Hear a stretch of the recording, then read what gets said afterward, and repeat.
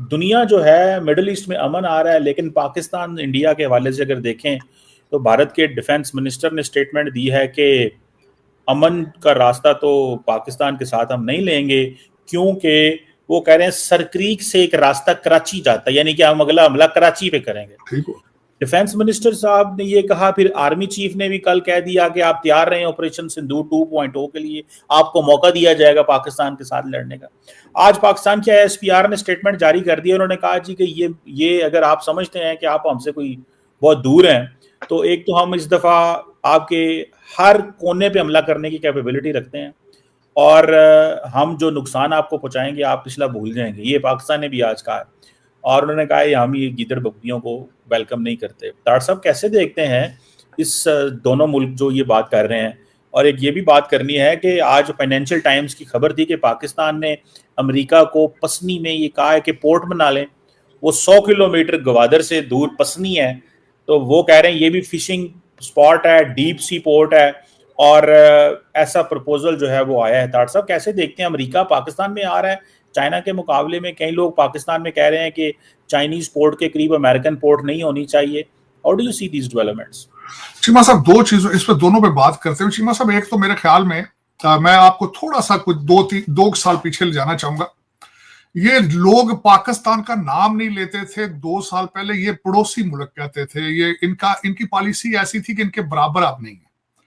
अब कहते हैं ना कि 100 जूते खा के अब सारी दुनिया से जलीलो ख्वार होकर अब इनके पास कुछ और नहीं बचा। इनके पास अमेरिका सुबह शाम इनको थप्पड़ मारता है चीमा साहब, चाइना मुंह नहीं लगाता इनको, रशिया मुंह नहीं लगा रहा है, आइसोलेशन, डार्क आइसोलेशन में बैठे हैं। अब इनके पास, अब मुझे ये बताएं इनके पास और क्या होगा?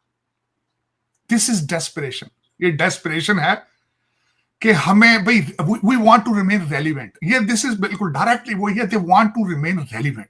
खबरों में रहने का अच्छा बहाना है, इससे अलावा कुछ भी नहीं। अब मैं बल्कि अफसोस से मैं कहूंगा, अफसोस से अमरप्रीत सिंह साहब एयर मार्शल, मैं बड़ी इज्जत करता हूं उनका। Ultimately he has risen to his ranks सारी जिंदगी। लेकिन जरा तफसील से मैं माजरत के साथ माफी मांग कर अर्ज करना चाहूंगा। कहते हैं हमने F-16 गिरा दिया पाकिस्तान।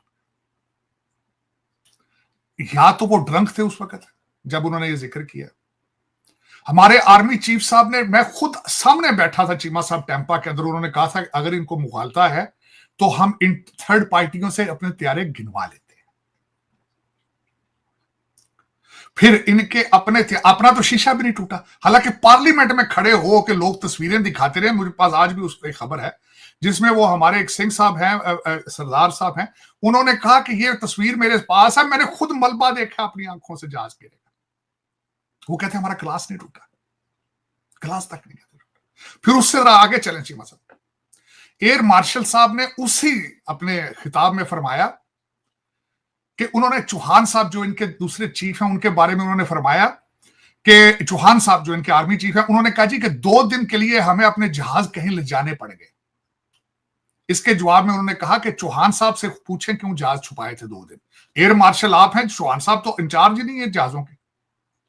तो दर हकीकत चीमा साहब इस वक्त इनके पास डेस्परेशन में कुछ भी नहीं है सिवाय पाकिस्तान को बार बार हमला करना। लेकिन मैंने पिछली दफा भी कहा था, अब हमला जो है ना, अब पटाखे इधर बॉर्डर पे नहीं चलेंगे, अब पटाखे नहीं चलेंगे। और मैं इनको ये बताना चाहूंगा, अब सऊदी अरेबिया के पास जो असला पड़ा है वो भी इधर इस्तेमाल होगा,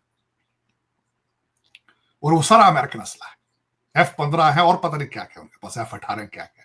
अब चाइना और अमेरिकन असला दोनों चलेगा। जरा ध्यान से रहना आपने जो वो सुजुकी मारुति के इंजन से बनाने की कोशिश कर रहे हैं आप जहाज जो है, वो अभी उस टेस्ट फ्लाइट ही नहीं पास कर सका जो अभी आपने रिसेंटली जिसका कहा है कि हम पता नहीं 130 जो है वो जहाज बनाएंगे। तो दर हकीकत चीमा साहब ये डेस्परेशन है, डेस्परेशन। ये सर क्रीक हम इस तरह कर देंगे। चीमा साहब जरा, मैंने अगले दिन एक जगह वैसे मैंने स्पीच देनी थी, तो मैंने वैसे ही गूगल पे ये सर्च किया कि भारत के अंदर कितनी सेपरेशंस की मूवमेंट्स चल रही है। तो गूगल ने कोई एटलीस्ट 10 मूवमेंट्स बता दी थी। आपका क्या ख्याल है कि पाकिस्तान जो है वो चूड़ियां पहन के मेहंदी लगा के बैठा है? और मैं खैर वार्निंग तो नहीं दूंगा, इस चीज की वार्निंग देना अच्छा नहीं है, मैं जंगों के हक में नहीं हूं चीमा साहब, लेकिन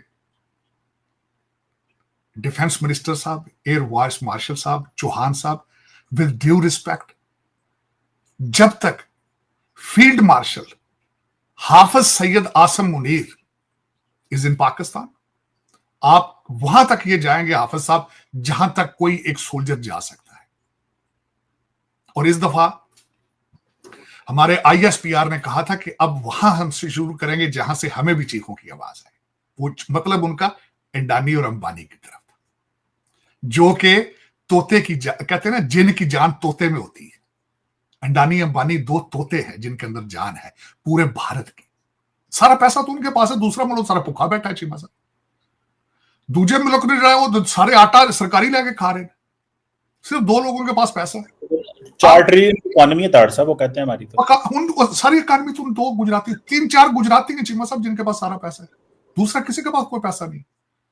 आप सर्वे करके देख लेंगे, हर कॉन्ट्रैक्ट जो होता है वो सारा अडानी अंबानी को जाता है, देख लें आप। जिनकी जान कहते हैं तोते में होती, दो तोते हैं चीमा साहब जिनके पास है। अब हमारे चॉइस सब आईएसपीआर ने कहा था हम तोते के पास जाएंगे, हम तोते को उड़ाएंगे। चल, जहां से दुनिया की सबसे बड़ी लार्जेस्ट रिफाइनरी से सारा कुछ हो रहा है, वहां से शुरू होगा। कोई नहीं, ठीक है चीमा साहब। पाकिस्तान ने पाकिस्तान को एक दफा एक लीडरशिप चाहिए थी, वो मिल गई है उनको, जो who's desperate to die for the country, who's desperate। मौत का खौफ इससे बहुत से बड़ी चीज तो कोई नहीं होती चीमा साहब। तो लेट्स सी इट, ट्राई करेंगे ना। मैं कहता हूं ना, कहते खुशबू लगा क्या हो ना यार, पाकिस्तान क्या फर्क पड़ता है, आओ ना। मैं तो पहले भी कहता था बंद क्यों किए, ये कहते ना कि हमने बंद क्यों की बंद। भाई अगर तुम जीत रहे थे तो शुरू रखते, तो क्या फर्क पड़ता है। देखते इस दफा। दोस्तों नमस्ते। दोस्तों, भारत ने ऑपरेशन सिंदूर 2.0 की धमकी देते हुए कहा कि पाकिस्तान को इस बार संयम नहीं बरता जाएगा। रक्षा मंत्री राजनाथ सिंह जी ने कहा, अगर पाकिस्तान ने सर्किक या किसी भी क्षेत्र में दुस्साहस किया तो जवाब इतना निर्णायक होगा कि इतिहास और भूगोल बदल जाएंगे। भारत के आर्मी चीफ ने भी कहा कि अगर पाकिस्तान आतंकवाद को बढ़ावा देना जारी रखता है तो अगली बार भारत कोई संयम नहीं बरतेगा। पाकिस्तान को नक्शे पर बने रहने के लिए आतंकवाद को छोड़ना होगा। भारत ने ऑपरेशन सिंदूर में पाकिस्तान के 12 जेट फाइटर, जिनमें F-16 भी शामिल थे, सारे तबाह किए थे। दोस्तों, भारत के धमकी के बाद पाकिस्तान का गिदड़पक्की भी सामने आया और इसीलिए तरार जी उछल रहे हैं। उन्हें लगता है कि पाकिस्तान सच में कुछ करने लायक बचा है, जबकि दुनिया जानती है कि पाकिस्तान सिर्फ बातों से ही जीतने की कोशिश करता है, अब कर भी क्या सकता है। दोस्तों, कमर चीमा और साजिद तरार को अपनी निकम्मी फ़ौज पर कुछ ज़्यादा ही उम्मीदें हैं, जो कभी ख्वाब में भी पूरी नहीं हो सकती। तो दोस्तों, चलते हैं वीडियो की तरफ। साजिद तरार के ऊपर एक कमेंट जरूर करना। देख लेते, लेकिन ये मैं अर्ज करना चाहूंगा चीमा साहब, 81 बिलियन डॉलर ये लूटते हैं पूरे भारत का डिफेंस, इनका जो बजट है। और फिर उसके बाद चीमा साहब इनकी 16 लाख फौज, इनके ये सर क्रीक देखते हैं तो वो जो चिकन नेक जो पड़ी है, जिसके पास चाइना है और जिसके पास अब बांग्लादेश भी है, आपका क्या ख्याल है वो पाकिस्तान के रडार पर नहीं होगी वो चीजें? चाइना, आपका क्या ख्याल है कि जिसके वो बार बार, जिसने आपकी पूरी स्टेट का नाम चेंज करके रखा, वो कहता है ये हमारी स्टेट है, तो क्या ख्याल है वो चूड़ियां पहन के बैठे हैं चाइनीज? तो चीमा साहब दर हकीकत ये वैसे मैंने बताया खबरों में रहने के लिए, रेलिवेंट रहने के लिए ये बयान देते हैं, इससे ज्यादा इसकी हकीकत नहीं, इससे ज्यादा हकीकत नहीं। They have seen it. अभी तक वो कहते हैं ना, ये पिछले ट्रामा से बाहर नहीं आए, they are still going through the trauma. This is ये ट्रामे के बाद जो हालात होते हैं ये बिल्कुल वही है। मैंने पूरी खबर, राजनाथ साहब हाईली रिस्पेक्टेड